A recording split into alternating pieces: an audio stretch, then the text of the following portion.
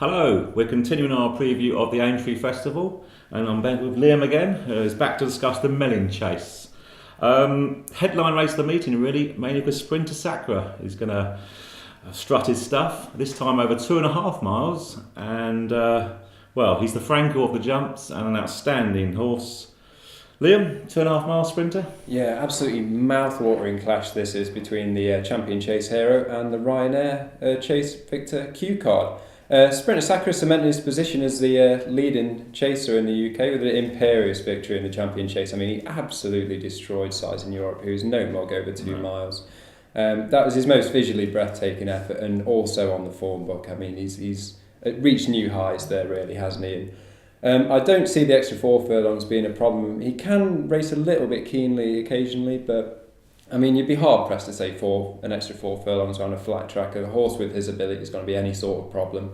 I could see him going for the King George at some point down the line, but in the meantime, we'll find a lot more about him here for sure. It's shaping up to be his most taxing assignment to date, which is, away from Cheltenham. It's a fantastic race this year. I mean, on pedigree, 2.5 miles should be easy. I mean, and the breeder thinks he should try 3 miles. But is he a freak because he's exceptional at 2 miles? I mean, surely he doesn't run to his pedigree anyway. I mean, he wouldn't be this outstanding. So I'm not convinced pedigree's a reason to take a try. He's just a freakishly good horse. I mean, if you see some of the stills of him over the fences, I mean, he's giving some of them about 1.5 foot at the end of the race. He's just an absolute different class to any 2 mile that I've seen. I mean, I still think the dangers are the fences rather than the opposition myself, but the dangers are Fleming Star coming over from Peter Casey's yard in Ireland. What do you think of him? Yeah, Fleming Star is one of these sort of hype horses from Ireland, I think. I think that he's been getting a lot more press coverage than maybe his form warrants. He started off this season beating Sir Deschamps, which at the time, you thought, he's going to go on from this and he'll go off favourite for the Gold Cup or something. But he was outstayed again by Sir Deschamps and Tidal Bay. He might be more at home over 2.5, but I can't have him at all. I really don't understand it, to be honest. He looks a bit soft. The prices, for sure. Looks a bit soft. I think the type, when challenged, might sort of fall to nothing. That's it. Q card, who feel like Marmite, either love him or hate him. Tom Scow fancies for next year's Gold Cup. Blimey, I never thought I'd ever read that, but he does. To be fair to the horse, he got his career back on track last time, and at Ascot before that. Interesting rival.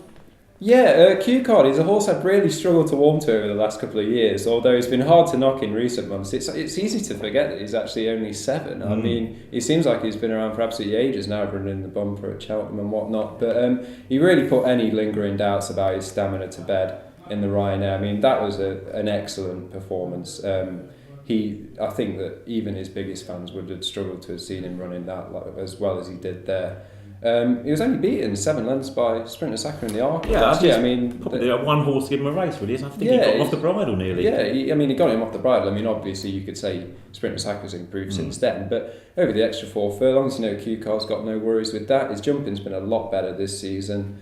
And we've actually got an interesting market here at Star with a match bet between Fleming Star and Q card, and Q card's 5 to 4 there. I think that's a knock-in price. I would have Q card over. I'm responsible for this market, so I'll stick to my guns. 8 to 13 Fleming Star, 5 to 4 Q card. So it's a match bet between the two, irrespective of where they come in the race. You might be right. Hopefully you're wrong, because everyone else thinks the same. But the rest of the field I don't really mention. I mean, Richard Johnson's probably grateful he can't ride both Manora and Wishful Thinking, because he'd fallen both. The others don't count, do they? No, I can't have any of them. I mean, like Wishful Thinking, it's just no. So Sprinter Sacre 1 to 3 favourite, 33% profit, worth it?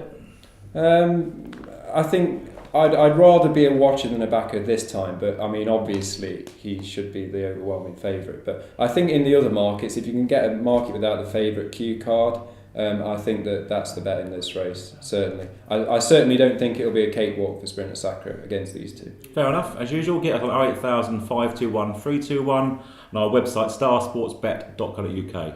Good luck.